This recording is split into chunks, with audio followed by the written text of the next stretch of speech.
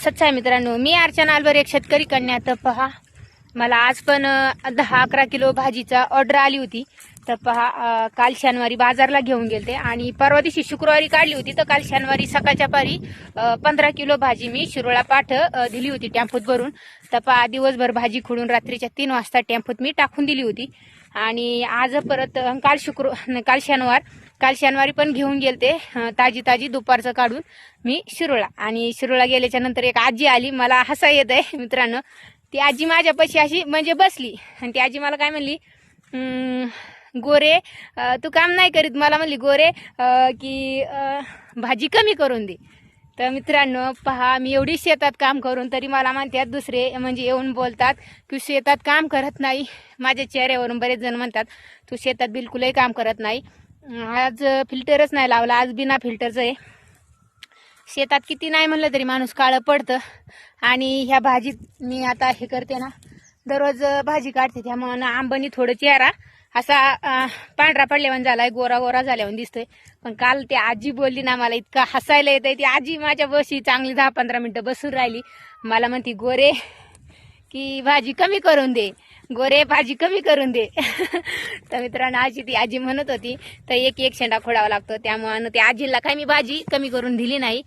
पण आणि त्यानंतर मी हसत होते, मगाशी मला हसाय आलं त्या आजीचं, त्यामुळे मी हसत होते एकटीच. आणि माझी मुलगी तिकडे गेली, ती काय मला येऊन म्हणली, हसती का ग मम्मी, तू का हसती एकटी. तर मला हसाय आलं. कधी पण असं म्हणजे कसं आपल्याला आठवलं ना, आपल्याला आपोआपच हसा येतं.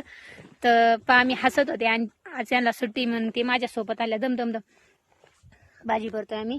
आणि तिला म्हणलं, ती आजी ती पण काल तिला सुट्टी होती, तिला मी काल सोबत नेलं होतं. तिला म्हणलं मी एवढी गोरी का ग, ती मला हे म्हणली. तर माझी मुलगी मला काय म्हणते, तू अमेरिकन वाणी लय गोरी दिसते. तर पहा मित्रांनो, एवढी शेतात काम करू नये मी असे. आणि बरेच जण बोलतात की तू शेतात काम करत नाही, आणि मी शेतातून एकही दिवस खाडा करत नाही, एकही दिवस असं नाही की मी शेतात येत नाही.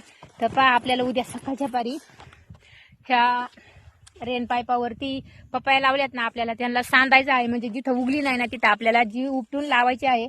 तर पहा, असं आता उद्या सकाळचं काम आहे. तर चला, आपण आता ही भाजी त्या दादांना ढवळगावला नेऊन देऊ. आणि चला आता घरी जायचे. मुलं पण सकाळी आम्ही 1 वाजता आलो, मुलं पण आता कटाळल्यात. तर चला, असंच आहे मित्रांनो, फक्त आराम करायचा नाही, सुट्टी घ्यायची नाही. जे आपल्या मनपसंतीचं काम आहे ना, ते आपण दररोज केलं पाहिजे असं माझं म्हणणं आहे.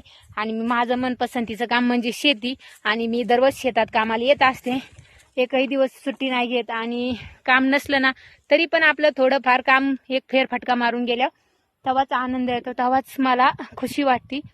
तर चला, सच्चा आहे मित्रांनो.